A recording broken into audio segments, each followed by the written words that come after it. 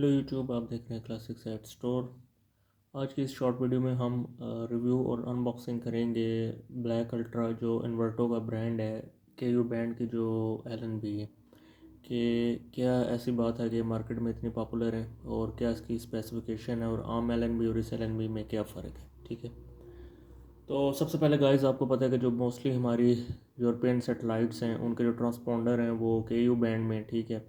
सी band के जो satellite हैं वो फॉरेन कंट्रीज़ में आप कह लें कि जो उनकी फुटप्रिंट या सेटेलाइट है उनकी रिसेप्शन कम है एज़ कम्पेयर टू के यू बैंड। तो मोस्टली जो यूरोपियन कंट्रीज़ हैं, अरब वर्ल्ड के कंट्रीज़ हैं, उनमें जो सेटेलाइट है उसके रिसेप्शन के लिए के यू बैंड की एल एन बी ही इस्तेमाल की जाती है। अब क्योंकि ये पाकिस्तान है तो पाकिस्तान में कुछ ऐसे इलाके हैं, मिसाल के तौर पे जो सिंध है, सिंध का सूबा है या के पी के है, तो वहाँ पे नाइल सेट की बमुश्किल या कुछ ना कुछ रिसेप्शन हो जाती है, बाकी आलमोस्ट कहीं नहीं होती।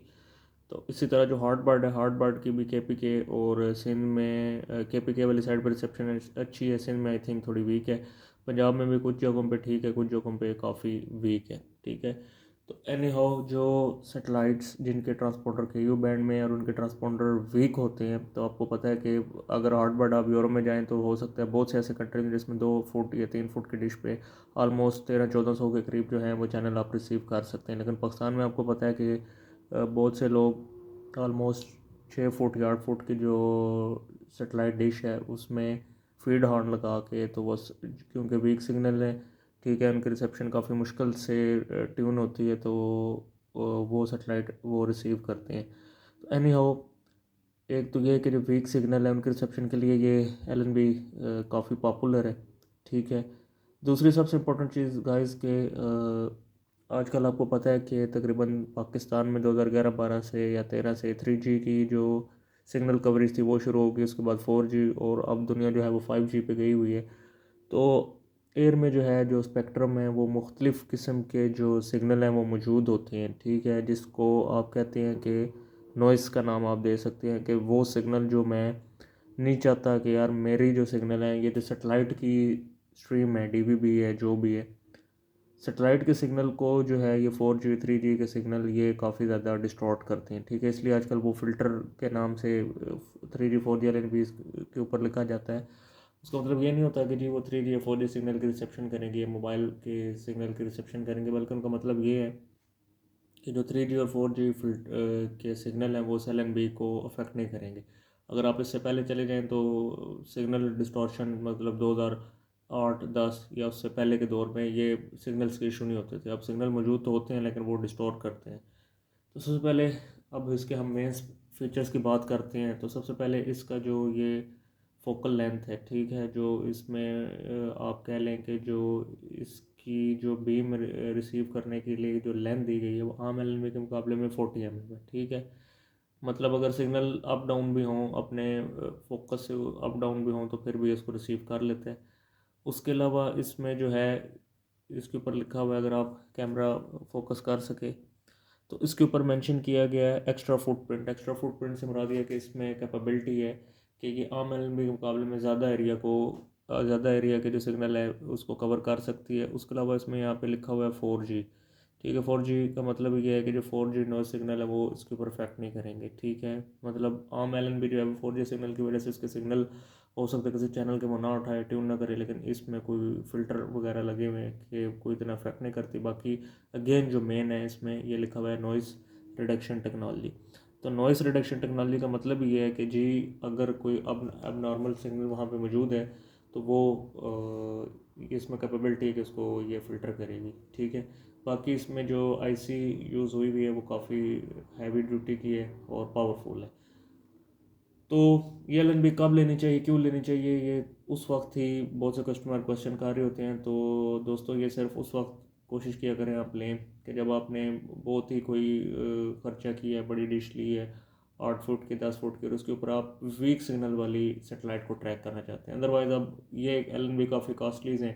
उसके अलावा इसका ये है कि इसको लगाते वक्त काफ़ी एहतियात की जाती है कि अगर लगाते हुए एक दफ़ा भी गिर गई तो इसकी जो आप कह लें कि बहुत बारीक सी टंगस्टन टाइप की वो वायर होती है, तो वो डैमेज हो जाती है। फिर एल एन बी आप कह लें कि एक किस्म की बेकार हो जाती है, आईसी का भी इसका इफेक्ट हो जाता है, फिर ये रिपेयर भी नहीं हो सकती। तो इसलिए ये काफ़ी कॉस्टली LNB है, लेकिन ये यूरोपियन जो सेटेलाइट हैं, जो वीक सिग्नल्स की सेटेलाइट हैं, उनके लिए यूज़ की जाती है। सो वो काफ़ी वीडियो थोड़ी सी लंबी होगी, अब हम इसकी क्विक जो है वो अनबॉक्सिंग करते हैं, ठीक है। बाकी इसका जो आइटम नंबर है वो 3116, ठीक है। ये इससे ऊपर भी एक दो आप कह लें मॉडल मौजूद है जिनकी रिसेप्शन काफ़ी हाई है, लेकिन उनकी प्राइस भी फिर क्योंकि मार्केट में डॉलर रेट काफ़ी हाई है तो उनकी प्राइस भी काफ़ी हाई है। यानी आप कोई काम अनबॉक्सिंग कर लेते हैं और देखते हैं कि हमें इसमें से क्या क्या मिलता है, ठीक है। तो सबसे पहले गाइस ये LNB है, ठीक है, काफ़ी इसका वेट है। उसके अलावा अगेन ये इसकी स्पेसिफिकेशन प्लेट, ठीक है, इसके ऊपर इसकी स्पेक्स और टाइप वगैरह लिखी हुई हैं। असेंबल्ड ये चाइना में हुई है, लेकिन इसका जो डिज़ाइन है वो लक्समबर्ग जर्मनी में बना हुआ है, ठीक है। अच्छा, अब उसके बाद ये जब आप कनेक्टर वगैरह लगा लें तो ये होता है कि इन केस आपका जो कनेक्टर है वो हीट अप ना हो, शॉर्ट अप ना हो, ये प्रोटेक्टिव कवर दिया गया। और फ्रंट पे इसकी ये काफ़ी वाइड रेंज की कवरेज है। सो एनी हाउ ये अगेन मैं रिपीट कर दूँ कि लगाते हुए आपने काफ़ी एहतियात करनी होती है, अगर खुदा न खास्ता गिर जाए तो ये आप कह लें कि नकारा हो जाती है। तो बाकी ये इन्वर्टो जो उसका ब्रांड है उसकी यहाँ पे मार्किंग हुई हुई है, और लोग ये कहते हैं कि ये जो फेक होती है, फेक ये वक्त के साथ साथ ब्लैकिश हो जाती है। तो खैर एनी हाउ ये तो अभी न्यू है, तो अभी तो ये ओके ही है, लेकिन है ये 100% ओरिजिनल और ऑथेंटिक। बाकी उसके अलावा एक जस्ट इसकी मेन जो स्पेक्स हैं उसके हवाले से एक मुख्तलिफ लैंग्वेजेस में इसका मैनुअल दिया हुआ है, ठीक है। और बाकी इसकी स्पेसिफिकेशन जो है वो बस बॉक्स के ऊपर ही मेंशन है। तो इस वीडियो का जैसे यही मकसद था कि आपको गो थ्रू दिया जाए कि ये LNB क्यों इस्तेमाल होती है, लेनी चाहिए नहीं लेनी चाहिए, और इसके लेने का क्या फ़ायदा है, ठीक है। तो ये दोनों मॉडल ऑलमोस्ट सेम ही हैं, ठीक है। और ये मॉडल जो है ये इसकी प्राइस में डिफरेंस है, ठीक है। अब इसमें और उसमें मेन जो फ़र्क है इसकी जो आप कह लें कि है तो 40 mm ही इसके ऊपर लिखा हुआ है। इसकी जो फ्रंट पे आप कह लें कि रिसेप्शन का जो हेड है, ठीक है, ऑलमोस्ट 40 mm है, लेकिन इसकी जो लेंथ है वो कम है। सो वेट में भी उससे हल्की है, ठीक है। लेकिन इसका जो आइटम नंबर है, इसका आइटम नंबर है 3139, ठीक है। तो प्राइस में भी थोड़ी सी कम है। तो ये अगर आप या सेट या इस तरह की सेटेलाइट ट्यून करना चाहते हैं तो उसके लिए बेस्ट है। बाकी इसमें भी ये प्रोटेक्टिव कवर दिया हुआ है, ठीक है। और ये कुछ चीज़ है, ठीक है, इसमें भी एक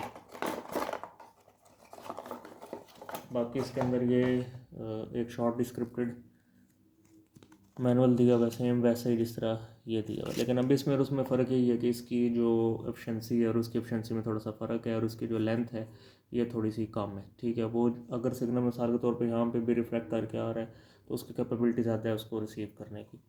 सो एनी हाउ ये काफ़ी लॉन्ग लाइफ LNB है, लेकिन इसमें फिर अगेन वही एहतियात आपको करनी पड़ती है कि जी आप इसको गिरने से बचाएँ। तो ये थोड़ा सा हमारे पास स्टॉक मौजूद है LNBs का। अगर आप ये LNB इसके बारे में कोई भी मज़ीद डिटेल जानना चाहते हैं या कैश ऑन डिलीवरी पे ऑल ओवर पाकिस्तान मंगवाना चाहते हैं तो स्क्रीन पे हमारा नंबर मेंशन है, आप उस पर कॉन्टैक्ट कर सकते हैं, ठीक है। तो मिलते हैं नेक्स्ट वीडियो में नेक्स्ट टॉपिक के साथ। तब तक आप सब लोग अपना ख्याल रखिएगा। अल्लाह हाफिज़।